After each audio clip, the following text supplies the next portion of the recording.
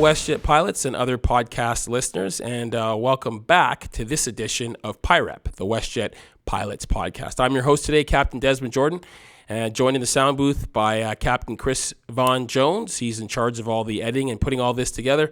And also in person in the studio, we have Captain Bern Lewall. How are you doing today, Bern? Doing well, Des. You? I am doing well also. Thank you very much for asking. And also Captain Chris Tholl. Good evening, Des. Okay, so here we are again. We've been out of the podcasting rhythm for a bit, but we're getting back into it. A few things that we're going to touch on today. Falling back into our regular routine, we usually like to start off with a bit of an update from you, Bern, as to kind of what's going on. Could you just bring us up to speed on the things that you're working on or that you've been touching on lately? Yeah, it does. As you know, right after the ratification vote, we got right into the summer months, and it has remained fairly busy since then with the contract ratification and then moving on into the upcoming merger with Sunwing. And in fact, we'll talk about this a little later, but we just came back from Washington there last week. We had some merger training down there with the MEC and the merger committee. What other plans are in the works for this fall? This fall, really what we're going to be focusing on is the merger with Sunwing. That's really important at the top of our list, but as well we're going to be getting advice on pensions going forward. As well, we have a MEC meeting in October 2nd, 3rd, 4th in Vancouver. If anyone is interested in attending, try to get those days off. So it sounds like it's business as usual, which is busy as usual. So Chris, as we may all know, or if we haven't touched on it already, as the MEC Vice Chair, you are in charge of overseeing all the committees. Could you possibly give us a little bit of a committee update? Yeah, sure. There's several committees that are quite busy. Let's start with scheduling. So the scheduling committee, a lot of the changes in CA2 have depended on the scheduling language. And coming up here beginning of October, we implement the rest of Section 10, which is reserved, so pilots can anticipate that. So far, let's talk about since the contract has come into place until now. Honestly, the company's been very good at following the contract and what we both agreed to. There has been mistakes, and we've seen that through the use of the DART system, but they typically seem to be mistakes by the crew schedulers individually and not like a policy that they are violating due to interpretation. So overall, the scheduling implementation has been going very well.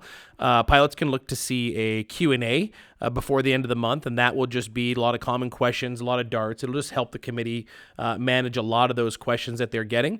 And so, yeah, you'll see that in your email over the next couple weeks. Lastly, some training software is being worked on. I know the training department has been quite involved and vocal, which is fantastic. We'd love to see that. Both the union and the company are looking at some new software to help ease a lot of the tension and a lot of the questions as it pertains to their scheduling. So we're also working on that in the background through the scheduling committee as well. So you mentioned that implementation is going fairly well. One of the questions that I get, when we look at the contract, we can see different areas are implemented at different times. Is there a place where a pilot could go to see a consolidated view of what the implementation schedule is? Des, you can actually find exactly what you're looking for in the back of the CA, the last few pages. It's LOU 23, and that'll have a complete list with dates of implementation for each section that is still pending as we move along through the contract. Okay, good to know, good information. I noticed you mentioned quite a few committees, but I don't think you mentioned the uniform committee there. Oh, uniform committees. You must be getting at the hat, I would imagine. That is imaginable. All right. So, yeah, a quick update on the hat. So the uniform committee, which is Gary Penner, I sat in on a call as well as Elise, the uniform designer from the company. And we went through, let's just say, 12, 13 different styles of hats, different airlines that have them, what they got. We're talking the full scrambled eggs. We went through everything and kind of came up with our best ofs. And we've come up with some good ideas, and now it's a process of time. So we've asked to source these hats. They're going to do up some samples for us at Unisync in Toronto, and then from there we're going to be able to attend, try them on, see if they fit, and then just give our honest opinion, right? And ALPA and the Uniform Committee specifically is going to be there to critique it. So don't think we're just going to have a hat that comes out that we don't like, that the company found, on a discount rack, and we're going to end up handing that out to 1,800, 2,000 pilots. Hey, while we're on the subject of the hat, Can we touch on why we're actually getting hats? Des, that is a fantastic question. I would love to pass it to Bernie. Well, I think it was the MEC's decision here, going it through negotiations, that we really wanted our pilot group to come across as a professional pilot group. The old saying, you want to be paid like professionals, you have to look and act like professionals, and this is just one part of it. As Chris Von Jones said there a few minutes ago, there is a renewed kind of optimism within the WestJet pilot group. But also that stretches across Canada. We've got the Canadian Air Canada pilots are coming into negotiations with a renewed vigor, and this is just one piece of the puzzle here. We want our pilots to look professional and act professional. Okay, so professional pilots wear hats. WestJet pilots are professional pilots. WestJet pilots will have the opportunity to wear hats. They will, and probably timeline-wise, you probably won't see them online, or maybe you'll see them wear tested, but probably 12 months from now. It does take time to get all these hats done up and designs and everything kind of red tape taken care of. All right, good information. Okay, moving on. Yeah, sure. Moving on. Recently, we had a settlement for one of our grievances. We had filed a stock option proration grievance. It was a policy grievance, and we had several pilots individually grieve it, as we were used to in CA1. So before it went to arbitration, the company and the grievance committee were able to come to a settlement for those pilots that grieved it, that were affected, that we could prove, had damages of sorts. And so before that went to arbitration, we have a settlement. Roughly total cost, I'll throw $40,000 out there that we were able to recover for these pilots that have grieved it. So that was a positive over the last couple of weeks that the grievance committee's been working hard on, Des. So, Chris, while you were just on the subject of stock options there, a question that I received is in regards to the stock option payout stipend that showed up on the August 15th paycheck. So I wonder if you could just give some clarity as to what that was actually about. Sure. So during the course of CA2, Des, that stock option payout, since we're not public anymore, we took that lump sum, and people have heard it, and you heard it through the road shows. We called it a LOLUP, and on your last paycheck, as you mentioned, you see it as a stipend payment. So what that payment was on your August 15th stub will show back pay to the stock option proration period forward to where we are today. And so that was a lump sum. It varied depending on your position, but it was labeled stipend. And there wasn't a lot of other information on the pay stub, so everybody should just double check that and make sure you receive that payment. If you didn't, file a DART. Okay, good. Good to clear that up. Chris, tell us what else you've been working on. Not me specifically, but certainly the committees, right? These are the volunteers that put all the hard time in, that bring the information to the MEC results. So I'm relaying some of that. So we had Captain Julien Boisvert. He's our 227 First Officer Rep. He is temporarily acting as our FRMS chair, Des. And just for the pilots that don't know, what does FRMS stand for? Fatigue Risk Management System. Perfect. So Captain Boisvert met with the company on August 16th, and they talked about 12 or 13 agenda items that had been waiting for the meeting date to come. I'm not going to go through them all. Some of the highlights that I've kind of picked out from the notes and that were taken by Julien: multi-leg night duty periods, additional bases, adding the additional bases for fatigue reduction, possibly in the future, fatigue review prior to the publication. So we're going to be looking at pairings before they actually publish them as final pairings, and they'll have some oversight on that. So those were some discussions. Lastly, one of the things that really stuck out during the meeting was that there's not a lot of data from our 787 Dreamliner pilots.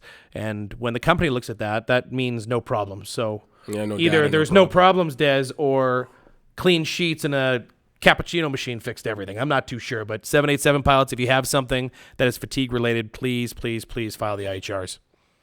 So no data, no problems. We know we need the data. We need the data. Really quick, some of you folks have friends at Air Canada, and you would have noticed and or heard that they recently had an amendment to their FOM. It's called Bulletin 394, for those that need that. That is a bulletin that is allowing other pilots to sit in their flight deck. Excellent. Which is a big step for us in Canada, and it's been a lot of legwork. We, too, have had conversations with the company to reciprocate these things, as we understand a lot of the Canadian airlines are starting to allow this. So as we work forward, not only on an OAL program, but hopefully towards what is a CAS program in the United States, certainly front of mind. But fantastic. Congratulations to Air Canada. We can't wait to reciprocate that back. So, Bern, in CA2, we were able to secure a couple of significant gains.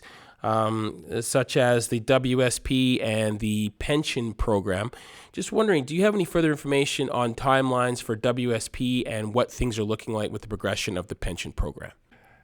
Yeah, so Des, as most of our pilots know, the WSP has gone from 20% down to 10%, and we have been getting that direct as cash on our paychecks.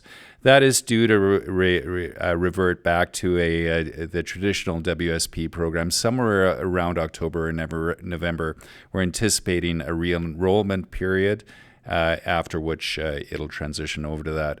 But really, that does lead us into the pension talks. Now, part of CA2 was the company committed to helping us out if we found a pension plan that we think works for the pilot group. So we've actually gotten our BRIC committee, which is Benefits, Retirement and Insurance Committee, to form a subcommittee, which is the pension subcommittee. And actually, Clayton Goslin is the chair of that right now, and we're actively going out to pension specialists with a request for information that should be coming out in the next couple of weeks, with the idea that we'll be able to get some ideas within the next 3 or 4 months as to what will work for this pilot group. So, Des, and we are looking for opt-outs as stipulated in the contract for those individual pilots that don't feel a pension is right for them. But anyone hired after a certain date will be automatically enrolled in it.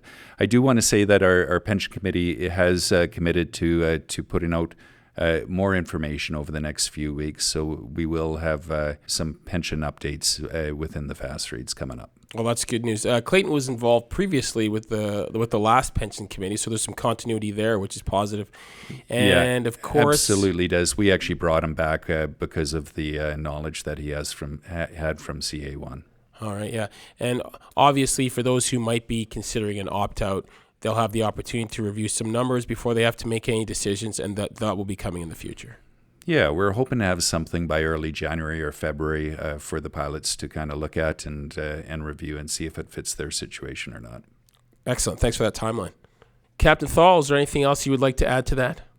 I think that's certainly the meat and potatoes of what the pilots can expect for a timeline. However, I would like to add that, the pension committee, Bernie and I were on a call today with them, and they have hired a third-party consultant, and they're the ones that are actually going out and sourcing what they can find to be the best fit for us. And so that's what we're waiting for. The committee's done a great job of getting it to where it needs to be, to their expertise level, and now we've come to a point where finding the right pension is so important that you need to let someone that actually knows the environment properly take care of that for us. So we are paying a third party. They are going to bring us some results, and then we are going to review them with, some of their input, obviously, on what's the best fit. And that's where it goes back into opt-out, non-opt-out, new hires, all those sorts of things, right? And I will say one thing that I've gotten a little bit talking to a number of pilots is, well, where's a calculator? I need a pension calculator.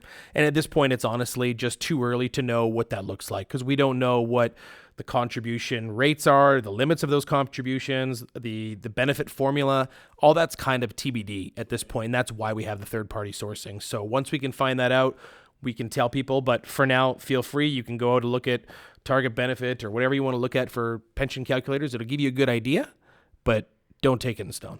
So for our pilots, they can rest easy that as we get close to the conclusion of this process, there will be things like pension calculators to help them make the appropriate decisions for them. Correct. All right. Bernie, one of the other stipulations of CA2 was the integration of Swoop Airlines into WestJet's mainline. We all know that the company has accelerated that timeline. They want to have it done by the 28th of October of this year. Could you just speak to how that is actually going and if there are any issues with that at all? Yeah, so that was the big landmark, I guess, was they changed the date to the October 28th. So that from our perspective, actually made things quite a bit easier. The rebid has occurred. Everyone knows how the integration is going to occur now. Now the big thing is what's going to happen with the planes. And right now there's 16 planes over there painted in Swoop colors. We don't have a lot of clarity of as to when they will be rebranded in the WestJet colors. But we do have clarity on 5 of those aircraft. They're going to be doing some wet leases, right, Chris, with Sunwing over the winter period to to help Sunwing out, normally the Sunwing would bring planes in the wet lease format over from Europe. They were unable to do that this year. We fortunately have the aircraft and the crews, so our crews are going to be flying at least 5 of those planes. Yeah, and I mean, it's certainly unique for us because we're usually the ones with our flying getting wet lease. So to do the wet leasing is it's a nice change. It is a good change, and I think a positive kind of indication from our management group that they're willing to work with us going forward. So just to be clear, we are now moving into a situation where our pilots, will be doing wet lease flying for Sunwing. Is that correct? Yeah, that's absolutely what we understand as. Now, to be clear, it'll just be another plane in your schedule. It'll be another flight, in your schedule. So it'll be a WestJet flight number. It'll be on a swoop tail, and it'll be flying as Sunwing passengers. Okay, and this is different from the wet lease flying that was done for Swoop by Jetlines, correct? Yeah, so Swoop did have Jetlines flying for them for, I think it was a week at the start of August, about a week. But they also had Noliner flying at the same period of time. And that was just because Swoop had a few more retirements than they had anticipated it, and they just couldn't man all the aircraft that they had. Okay, just wanted to be clear on that. Yeah. Okay. So the Swoop integration is moving along to conclusion as it should be. That brings us to the Sunwing merger. How is that process going? It's going okay, Des. That was part of the reason we were down in Valo last week, was to go through merger training with our MEC and our merger committee.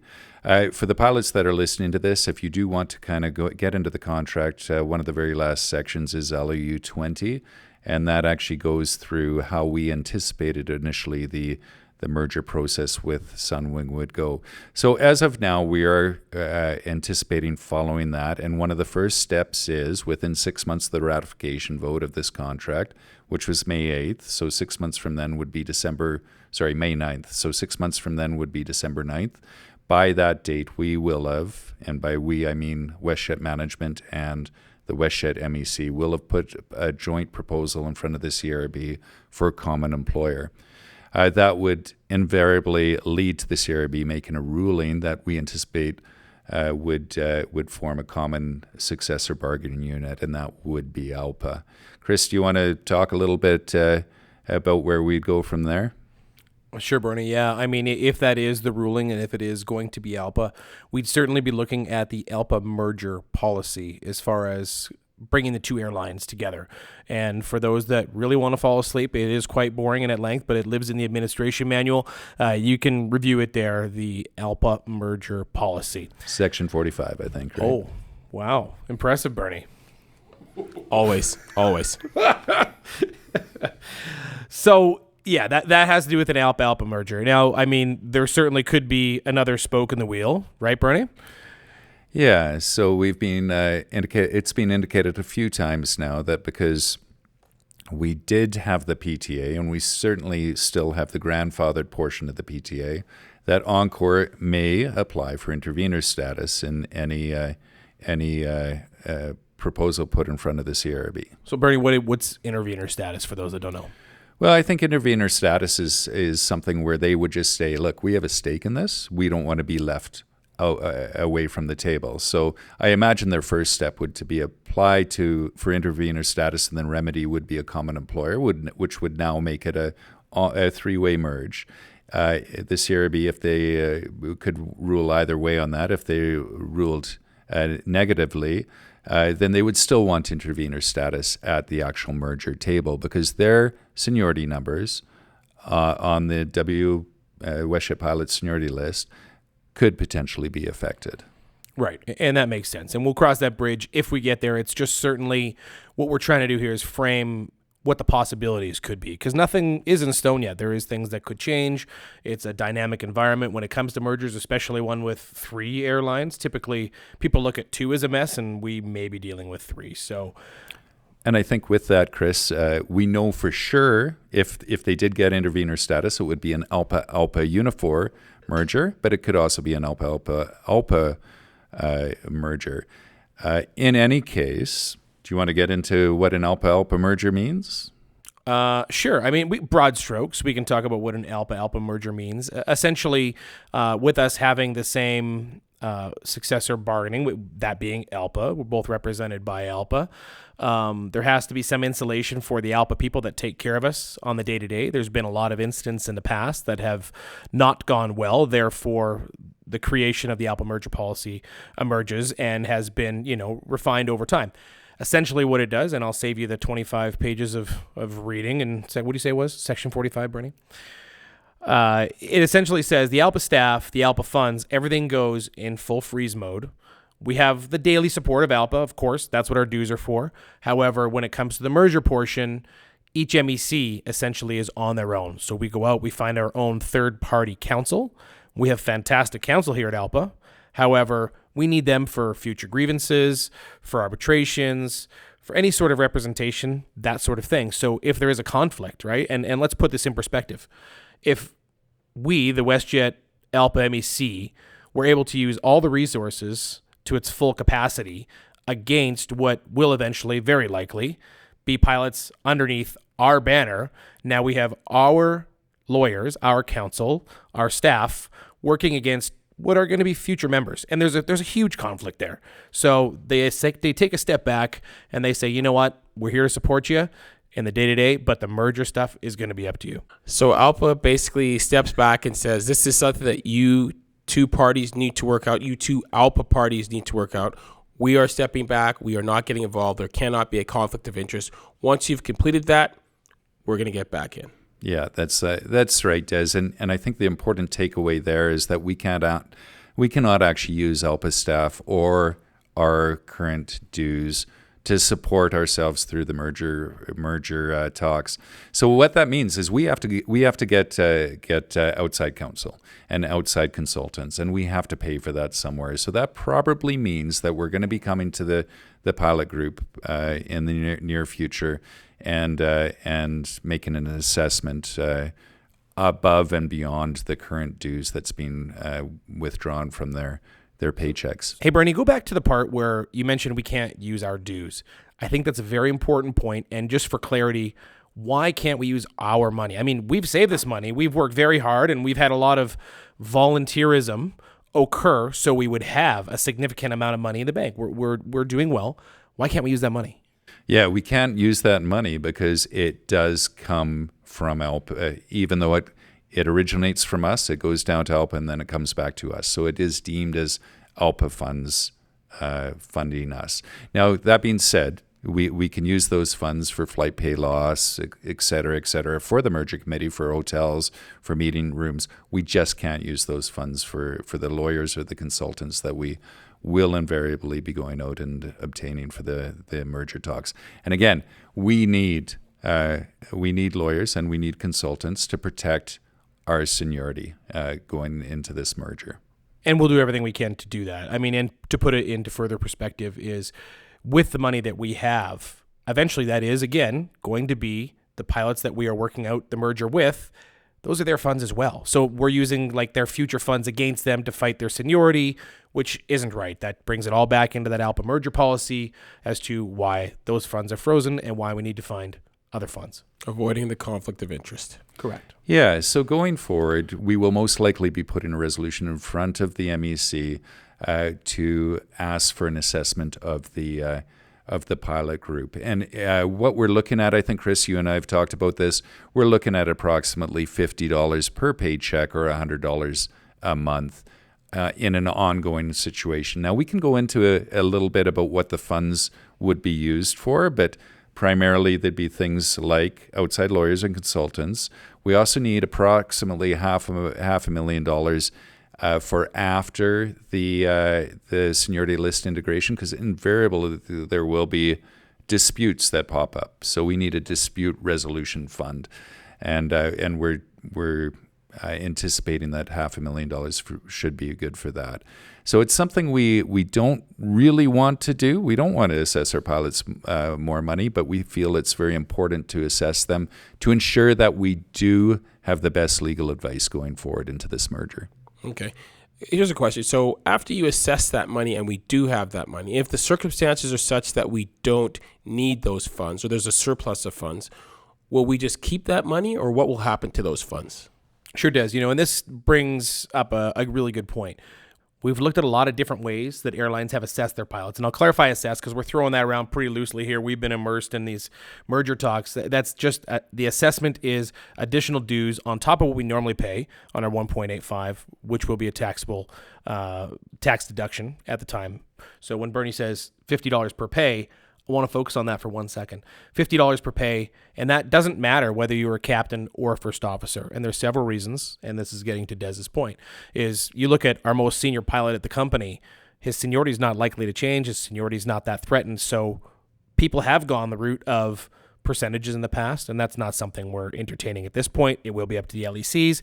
However, a flat rate across, for the exact reason that you brought up, Des, is what happens if we have too much at the end, which it's not a sexy thing to take money from pilots, hang on to it and give it back, but it's the best case scenario, right? So it's much easier to calculate if every pilot is doing the same amount of money. If it's $50 every 2 weeks, like we're loosely throwing around, it's very easy to refund everybody equally rather than saying Des did some overtime, his percentage of his wage is X, it's going to be a disaster. So we're keeping it simple, and that's that's the initial thoughts anyways. None of this is in stone again. Trying to keep it simple, keep it clean.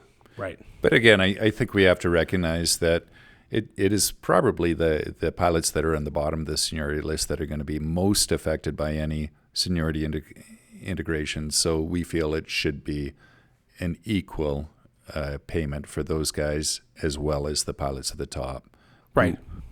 And again, a discussion to have at a future date. It's just float the idea, get everybody familiar with some of this lingo, because ultimately this is up to our local executive council representatives. It is. And to that point, we will put out a fast read if and when the resolution is going to come forth. And the pilot group will have a 30-day notice for the meeting that the resolution will be presented at. And it will be an open meeting, so any pilot can come and voice his or her concerns. So that's a synopsis as to what will be happening in the future with the merger. I was wondering if you could give us some more information about what's going to be happening more directly, like, for instance, say this week. Yeah, that's a good question, Des. So we do have a 2-day meeting coming up this Wednesday and Thursday, the 23rd and 24th of August.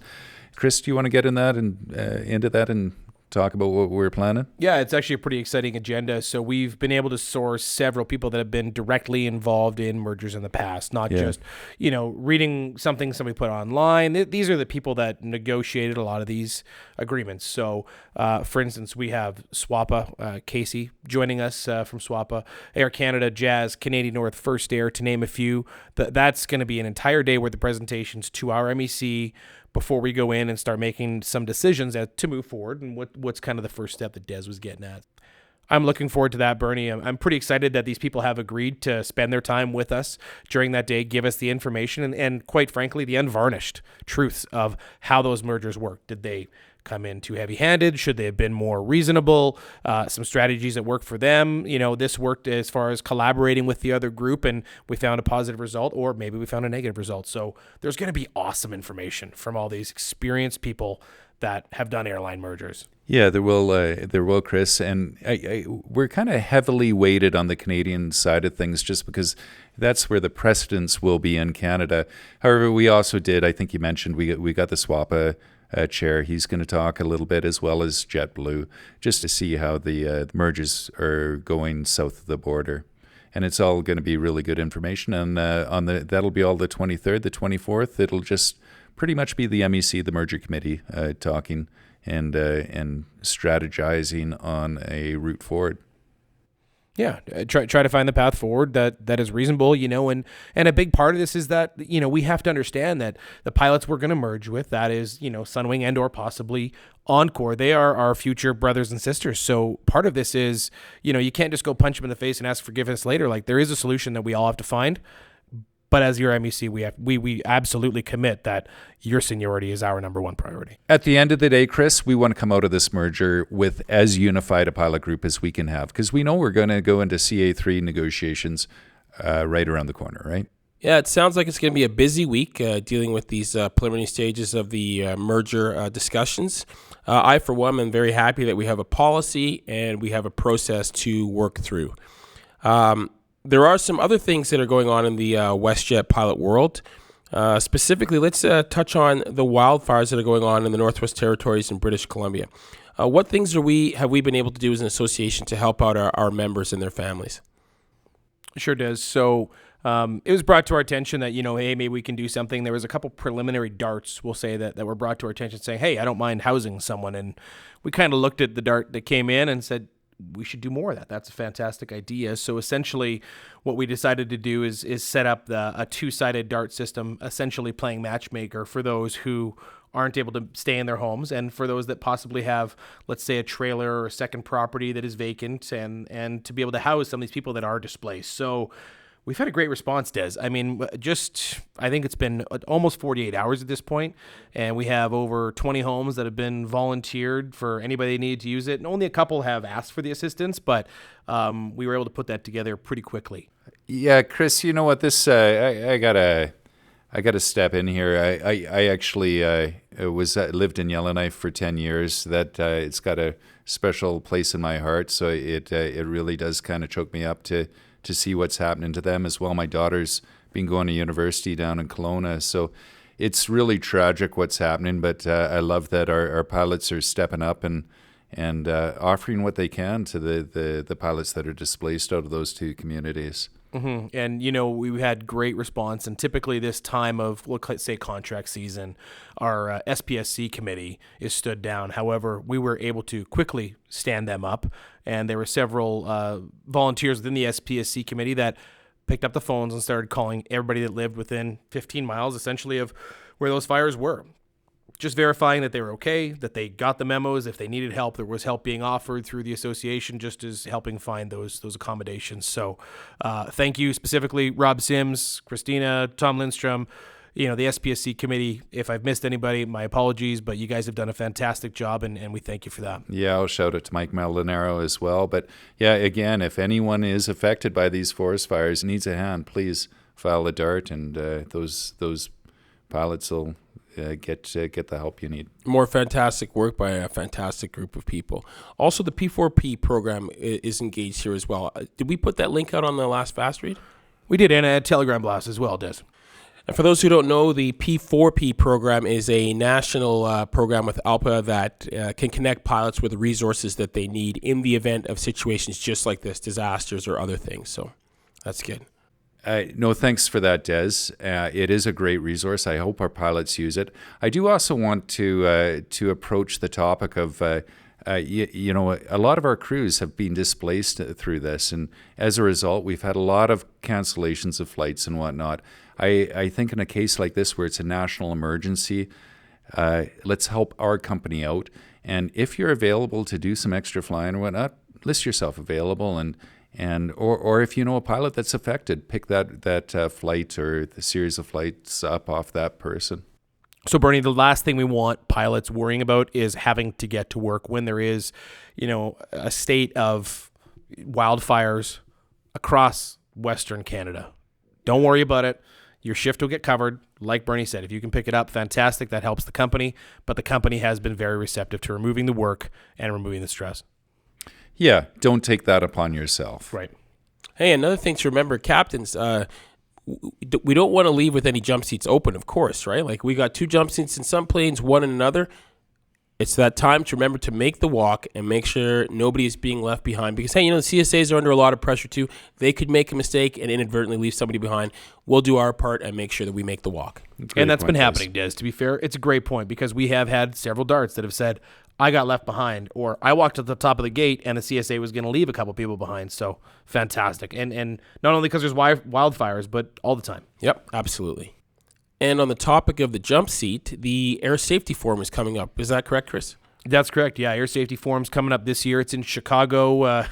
Jump seat. They certainly are part of it. They have their own committee meetings while we're down there. But interestingly enough, for the first time and after several years of inviting the company with last-minute cancellations, we have gotten commitment that Diedrich Penn, Scott Wilson, Travis Brassington, as well as John Aaron will be attending with us this year Is Dan Charlesworth coming, Bernie?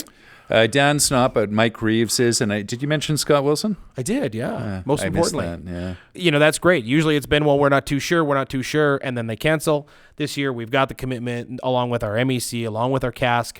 We're all going to be down there, and I'm looking forward to it, and I'm sure you are too, Bern. No, this is really kind of a sea change in how management has dealt with safety in the past. They've done it all themselves, and now they seem to be willing to accept the input, or at least appear to be accepting the input of ALPA. So I have a lot of hope going forward that things will be changing in that direction. Hey, it's good news that the company has decided to attend this air safety forum because, as we all know, ALPA has a wealth of knowledge in these areas. And on a lighter note, we also have the second annual Calgary-Edmonton ALPA golf tournament coming up. That's on the 14th of September, which I know you guys will not be able to attend because you'll be at the Air Safety Forum. But yeah, there'll be a 50-50 draw. Other raffles will be available as well. And the proceeds that we make from the raffles will be going to support the Calix Legacy Foundation. So if you have the time off, and you're able to golf or interested in golf, or you just wanted the opportunity to socialize as a pilot, please plan to attend. And you guys, this is a great unity event, and it's supporting a great cause. So please attend if you can. So for those of you who have not had an opportunity to attend, they are a lot of fun. I have attended both Vancouver and Toronto. They were excellent. Special shout out to Matt McIntosh, who is organizing the Calgary golf tournament. So yes, if you can attend, please do attend. And also, the Vancouver 227 elections will be taking place. It's important, if you're interested, to put in your willingness to serve between September 8th and September 25th. And nominations will be between September 26th and the 12th of October. Yeah, it does. I just have to reiterate that it's an important part of the democracy that we have here, right? The democratic process. We need pilots to stand up and get involved, get engaged. A union is only as good as the members that volunteer in it. And hey, you know what, guys? It has been a long past 6 months or so. A lot of work has been done by a lot of people.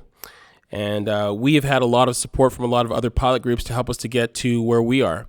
And it's time now for us to provide a little bit of reciprocity to the groups that help support us. Air Canada has told us that they have a couple of events coming up, one of which is a family awareness event. It's the Burlington Rib Fest. It will be held at Spencer Smith Park from September 1st to 4th. The Rotary Club organizes this event every year with the goal of donating proceeds to as many charities as possible. They also have an informational picket coming up on the 29th of September in Toronto. If you have the time off, if you have the day off, please take the time to go down and support our Air Canada brothers and sisters as they supported us when we were on the picket line. This is the first time that Air Canada has picketed in almost 2 decades. It's a big thing for them. They supported us when we moved forward with our pickets. It's time for us to return the favor. And there was an Evite for that event attached to a recent fast read. So look that up and respond if you can. Des, in addition to the Air Canada picket on September 29th, I think it's really important that we also mention SWAPA, give a shout out to them. They're going to have informational pickets on Thursday, August 31st at Chicago Midway Airport, LAX, Atlanta, Baltimore, Washington International, and Houston. And I think it's really important to note that these guys, SWAPA, came up to Toronto and some of the other locations during our potential strike, and now is a good time to reciprocate. So if you're free and you're able to make it to one of those locations, we really do encourage you to attend. So true, Bernie. Remembering that unity is our currency. It was a bit of a busy podcast, a lot of information there today. So remember, stay informed, read your fast reads, stay engaged, wear those lanyards, and most importantly, stay safe. Thanks again for joining us on this edition of PIREP, the WestJet Pilots podcast.